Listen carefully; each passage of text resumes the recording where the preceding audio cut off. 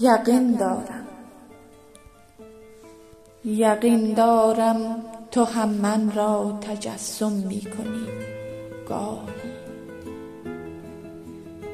یقین دارم تو هم من را تجسم می کنی گاهی، به خلوت با خیال من تکلم می کنی گاهی.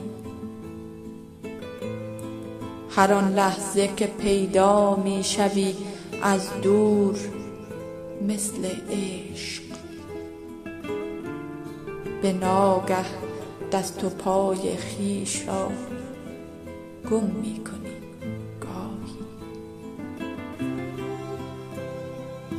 چنان دریای ناآرام و طوفانی تو روحم را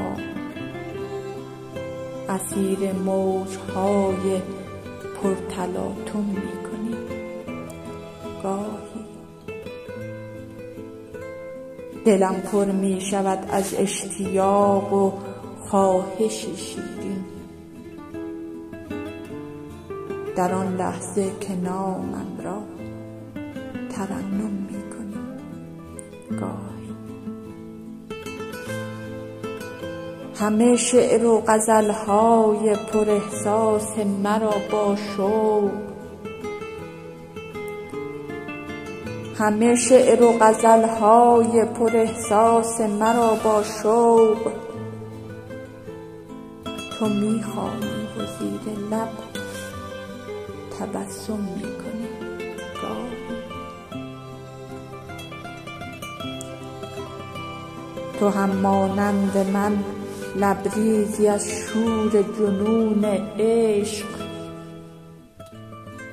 تو هم مانند من لبریزی از شور و جنون عشق.